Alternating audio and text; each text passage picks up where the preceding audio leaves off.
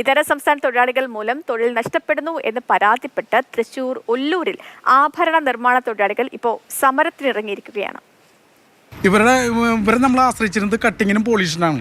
ആ പോളിഷിനും എല്ലാം വളരെ ഭംഗിയായിട്ട് ഇവർ ചെയ്തിരുന്നതാണ്. 24 മണിക്കൂർ ഇവർക്ക് പണി കൊടുത്തിരുന്നതാണ്. പക്ഷേ ഇപ്പോൾ ഇവർ ചെയ്യണത് നമ്മൾ പണിതിരുന്ന ആഭരണം മുഴുവൻ ഇവർക്ക് ഡിസൈൻ ഇടാൻ അറിയില്ല.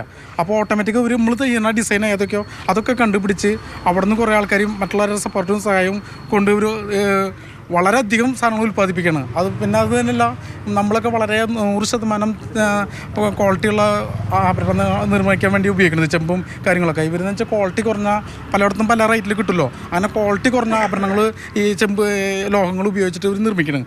അപ്പോൾ ഇവർ അതിലും വില കുറച്ച് ഇവർക്ക് കൊടുക്കാൻ പറ്റുന്നത്. അതുകൊണ്ടാണ് ഇവർക്ക് വില കുറച്ച് കൊടുക്കാൻ പറ്റുന്നത്. ഞങ്ങളെല്ലാവരും കൂടി ഒരു ഒപ്പ്, ഞങ്ങളുടെ എല്ലാവരുടെ ഒരു അഭിപ്രായം ഞങ്ങൾ ഒപ്പാക്കിയിട്ട് പോലീസ് സ്റ്റേഷനിൽ പോയി അത് കംപ്ലൈൻറ്റ് ചെയ്യാനുള്ള ഒരു തന്നെയാണ്. ഞങ്ങൾ അതിനായിട്ടാണ് എല്ലാവരും കൂടി ഇപ്പോൾ ഇത് ഇറങ്ങി തിരിച്ചു നോക്കുന്നത്.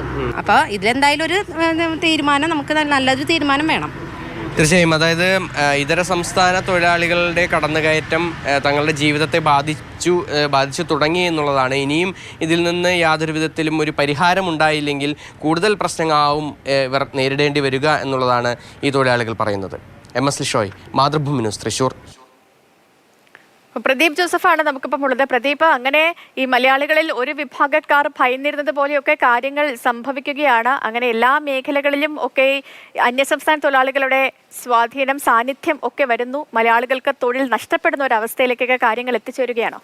ലിഷോയും ആ ഒല്ലൂരിലെ പരമ്പരാഗത ആഭരണ നിർമ്മാണ തൊഴിലാളികളും ഒക്കെ പറഞ്ഞതുപോലെ നമ്മുടെ സംസ്ഥാനത്ത് ഏതാണ്ട് 40 ലക്ഷത്തോളം ഇതര സംസ്ഥാന തൊഴിലാളികൾ ഉണ്ടെന്നാണ് കണക്ക്. പക്ഷേ ഇവരൊക്കെ മലയാളികളെ ജോലി ചെയ്യാൻ കിട്ടാത്ത മേഖലകളിലാണ്. കൃഷിപ്പണി മുതൽ വാർക്കപ്പണി, അങ്ങനെ വിവിധ മേഖലകളിൽ മലയാളികളെ ജോലി ചെയ്യാൻ കിട്ടാത്ത മേഖലകളിലാണ് ജോലി ചെയ്തിരുന്നത്. പക്ഷേ ഈ ഒല്ലൂരിലെ കഥയെ സംബന്ധിച്ച് പറയുമ്പോൾ പരമ്പരാഗതമായി ഒരു കൂട്ടം ആളുകൾ ചെയ്തിരുന്ന ജോലിയാണ് ഈ ആഭരണ നിർമ്മാണം അല്ലെങ്കിൽ അതിൻ്റെ ഡിസൈനിങ് എന്നൊക്കെ പറയുന്നത്.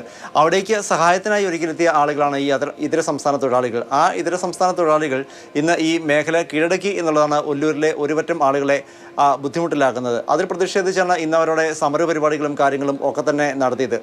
ചിലയിടങ്ങളിൽ ജോലിക്ക് ആളെ കിട്ടാതെ വരികയാണെങ്കിൽ സഹായത്തിനായി എത്തിയ ആളുകൾ ആ മേഖല തന്നെ കൈയടക്കുന്ന ഒരു കാഴ്ചയാണ് ഇവിടെ കാണാനാവുന്നത്. അത് മലയാളികളുടെ പക്കൽ നിന്ന് ഭാഗികമായെങ്കിലും ഒരു തൊഴിൽ മേഖല കൂടി നഷ്ടപ്പെടുന്നു എന്ന് വേണമെങ്കിൽ പറയാം. അതുപോലെ നമുക്കറിയാം, നമ്മുടെ നാട്ടിൽ പണിക്കൂലി എന്ന് പറയുന്നത് വളരെ കൂടുതലാണ്. ഇതര സംസ്ഥാന തൊഴിലാളികൾക്ക് അത് വളരെ കുറഞ്ഞ ചെലവിൽ തന്നെ കുറഞ്ഞ പണിക്കൂലി വാങ്ങിക്കൊണ്ട് വളരെ കുറഞ്ഞ ചെലവിൽ ഇത് കടകൾക്ക് കൈമാറാൻ സാധിക്കും. അതുകൊണ്ടിപ്പോൾ കടക്കാർ പലരും ഈ ഇതര സംസ്ഥാന തൊഴിലാളികളുടെ പക്കൽ നിന്നാണ് ഇത്തരം ആഭരണങ്ങൾ വാങ്ങുന്നത്. എന്തായിരുന്നാലും കാലത്തിനൊത്ത് മാറുക എന്നത് മാത്രമേ ഉള്ളൂ. ഒരുപക്ഷെ വളരെ മികച്ച യന്ത്രവൽക്കരണ സംവിധാനങ്ങൾ നടപ്പിലാക്കുകയോ മറ്റോ ചെയ്യുകയാണെങ്കിൽ നമ്മുടെ നാട്ടുകാർക്ക് ഇനിയും ഇക്കാര്യത്തിൽ പിടിച്ചു നിൽക്കാനാവും, അല്ലെങ്കിൽ മുന്നേറാനാവും.